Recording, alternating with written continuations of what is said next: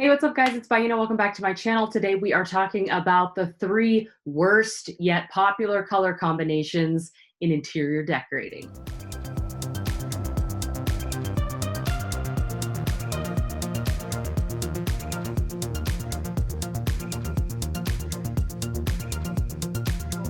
Hey guys, what's up? It's Baina here. Welcome back to my channel. Now, when it comes to interior decorating, everything has already been done before and everything continues to just be recycled over and over again, okay? So the 3 most hideous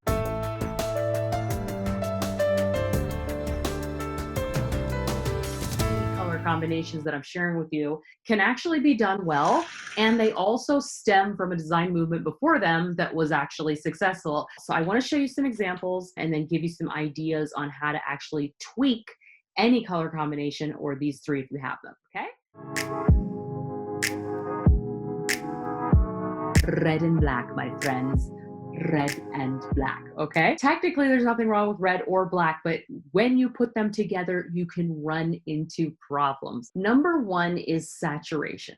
Let's say you go to the paint store, you get a paint chip, the lightest on the top and the darkest on the bottom.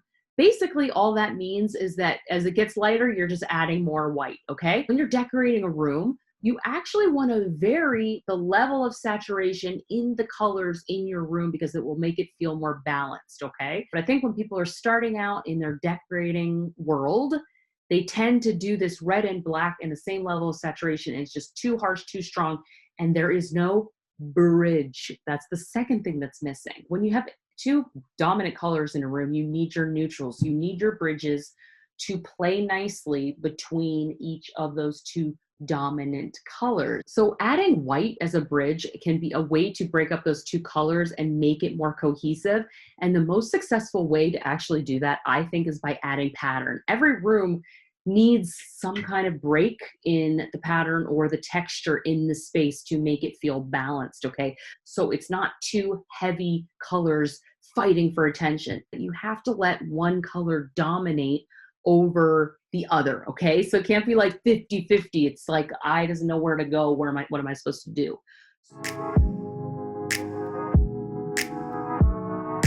I feel like turquoise is a color that a lot of people like, myself included. And I feel like it's like a place where people start when they're first exploring interior decorating. I know I went through my turquoise phase. However, in these examples, again, we are facing the same challenge. Heavy, saturated 2 colors together without any bridge, and it's overwhelming. And quite honestly, it just looks extremely dated. So when I was thinking about what style this color scheme kind of originates from, it sort of reminded me of British colonial design, which is kind of like a mix of Caribbean influence with Old English influence. Tropical colors with traditional furniture mixed in. The blues are coming from like blue and white china, chinoiserie vases. And the nice thing about that is that you introduce a pattern into it and you also introduce the white, which is the bridge color. This style is often paired with wood furniture that does tend to be more traditional. So there's more carvings and details and spindly legs and cane back chairs and more texture, basically. And so texture also kind of serves visually as a pattern as well. So the footprint of the color application is lighter, if that makes sense. So I ended up finding a bunch of actually really pretty turquoise wall colors that I really like.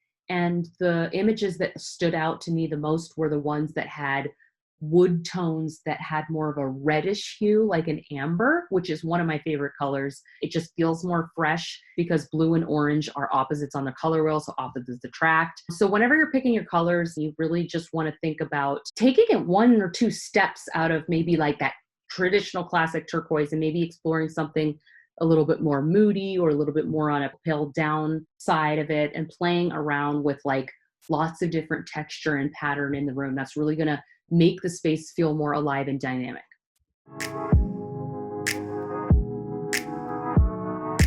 All right, then the last color combination is a good old beige and brown.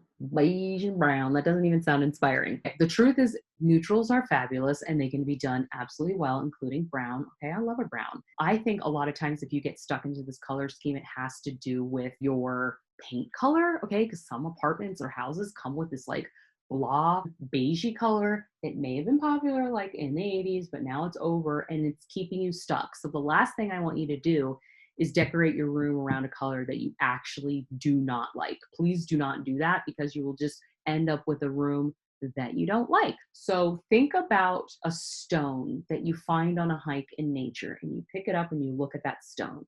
It's not just gray or it's not just white and brown. It's not two colors. There's actually a ton of different colors happening in that stone. And that's kind of what you need to bring into a neutral room to make it interesting, okay? So there's like 100 different white paint colors. There's 100 different cream paint colors and browns. And you want to play with creating the variation in all of those neutrals so you get something that's more dynamic and interesting, okay? Texture is also really a huge thing. And that's why the most successful neutral rooms have a lot of variation in their texture. So it's like a sisal rug and leather pillows on a linen sofa with a stone fireplace and a brass side table with a marble coffee table. The more you vary your texture, the better the room is going to be. Anyway, okay. So those are my 3 horrible color combinations that actually can be made fabulous. Let me know what your thoughts are. And I'm actually very curious to see if there are other color combinations that you think are worse, because those are the ones that just came to mind. Let me know in the comments below. Make sure to subscribe, like the video, and I'll see you in the next one. Bye.